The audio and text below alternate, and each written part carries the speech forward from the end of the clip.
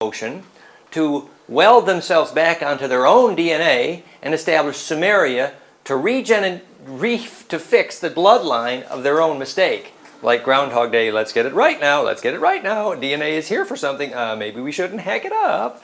Because DNA is required to make stars work. Now we want to understand more about the depth of that story, and that's kind of where we're going with this. We're saying that gene pools make a substance which is critical to stellar evolution. Which something like when Doris Lessing says in the Sufi tradition, in the Syrian Experiments and Briefing for a Descent into Hell, if you've looked at any of Doris Lessing's Sufi books, she said, human condition makes something called the substance of we feeling, which is a sticky substance which holds things together. Ooh, what is this substance? So we're looking at this mystery of the importance of creating gene pools to inhabit stars, otherwise they fall apart. Another example we'll get to later in our story is in Atlantis, when they used the Tuoi stone, the fire crystal, to enslave people, and they phase-locked their grid. Immediately after a large number of people were enslaved, huge earthquakes occurred in which the tectonic plates fell apart and gravity destabilized. And I'm suggesting that there's a direct electrical connection between large numbers of people that are enslaved, and therefore their electric aura is no longer self-steering, and as a result their gravity field falls apart. A direct connection. That's what we're investigating here. Yes, so Atlantis fell literally because a whole race of people had been enslaved, and so gravity could no longer be self-organizing. What is the meaning of that part of the story? We want to investigate the role of DNA in the evolution of stars. This is the background now, okay? So now. Quick question. Yes. If what your premise there is true, would not the same thing happen, say, in the States in the 1800s and, say, in the Roman Empire, where there's also a large number of enslaved people? It's interesting. The ends of many empires of large numbers of enslaved people involve perhaps tectonic and other natural disasters. That the electric environment of the whole biosphere is destabilized toward chaos, specifically when gene pools become enslaved. When people no longer become self-directing psychologically because their aura is no longer imploding to suck in charge to enable them to steer their own aura, the result of that enslavement is chaos electrically, including the destabilization of gravity. So we're suggesting that biology at the high end of fractal evolution, remember we ended our story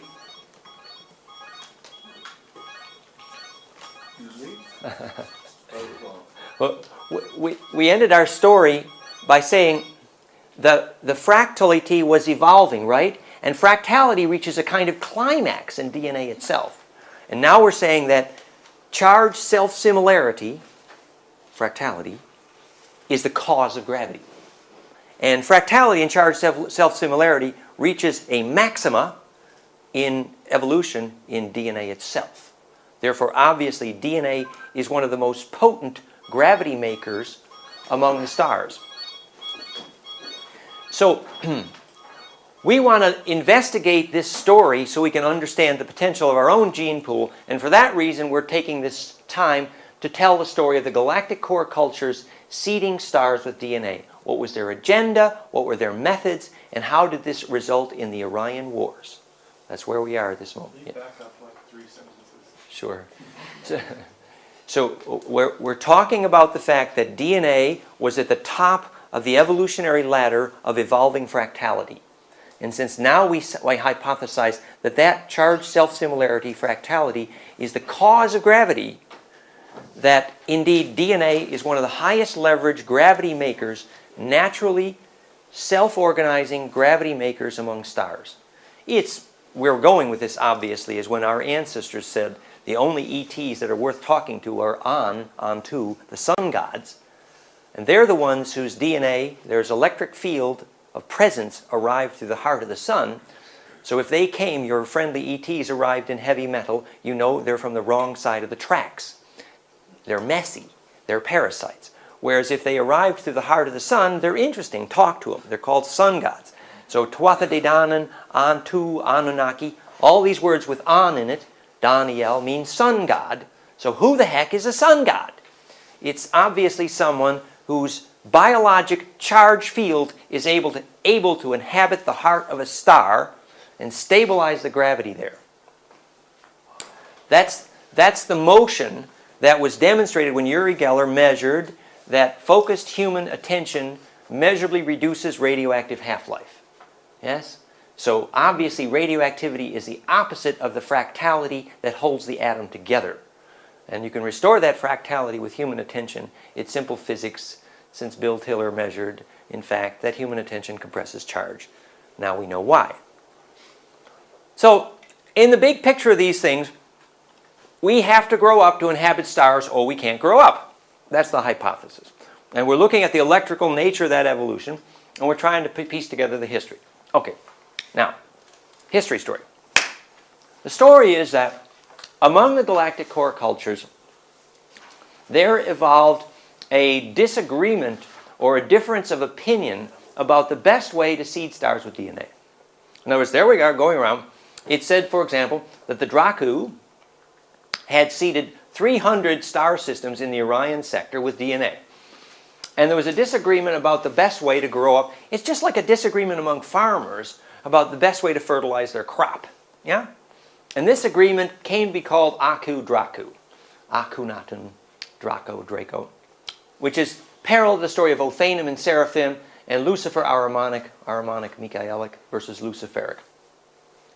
So this difference of opinion became in religious history called the war in heaven. And this difference of opinion became fractal then later when we're on Sirius A and we have a certain family. The grandfather was called Alalu, and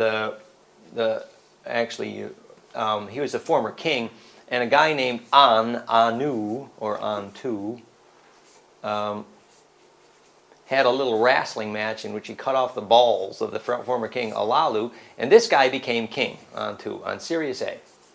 Now, we're picking a certain time in this evolution, in this story, to freeze a fractal of these giant Orion wars. And the time we're picking is the story of Sirius A and the evolution of the Nibiru story, Nibiru. So how did we get from here to here? Okay. What's happening here is that a culture that we can call Draco, or in a large sense reptilian, and we know there are lots of different branches of the reptilian culture. And believe me, we're not saying that all reptiles are bad. That's not the point here at all. But that the Draco reptilian culture had conquered a high percentage of the inhabitable planetoids in the Orion sector. This is the background of our story. And in the ancient times, this dragon race, which is called Seraphim or Uru. And Uru means giant or ancient dragon one, as in Uru Shalayim, which is Uru Asa LM, Jerusalem. And Uru Asa LM is the place where the female queens of, Asa means female queen of, Uru means ancient dragon one in the sense of Ursprung, or Uruan, or Roman, or Dine Asa Ura, dinosaur, or Asa Uru of Asuras, or Azores. That all comes from this ancient root, Asa Uru. These are the ancient dragon queens, yeah? Asa Uru, yeah? And this bloodline was also in the sense of the ancestor of the An, or sun god. You have the winged high dragons, high seraphim, who were called archon, in the sense of archangel, and literally Arkansas, literally. Bill Clinton, Arkansas, that's the root, archon. And archon here meant, you could think of it as winged dragon or high dragon. And later these became part of the Siakar story, and you can research the term Siakar, which also means winged dragon, and it relates, for example, to the movie and story about the Mothmen. They were allowed to eat the monatomic gold from the ark. They had access to the monoatomic gold, yes, but that's moving on in our story, but we will get It's there. like making a drone into a bee, right? It's food. These were, for example, it is said that the giant lenticular clouds, extremely organized clouds that look like living beings you see over Mount Shasta, that these are the precipitant electric charge field of a winged dragon. Yeah, and the winged dragon guarding a giant dragon's egg, Humpty Dumpty, at Bucharest is one of these. They're trying to fix their eggs so they can get Humpty Dumpty back, you know. And that egg is in fact the ability to reassemble DNA to implosion. And we talked about the physics of how an egg gets charge from gravity and gets a soul, so they're trying to fix Humpty Dumpty's egg, the dragon's egg story. So these are the high dragons. So the high side of the dragon is becomes the story of Aku versus Dracu, Ophanim, the Luciferic, and the winged ones. This, in the local part of this story, becomes Ibi versus Uru. Ibi meaning bird, and Uru meaning snake.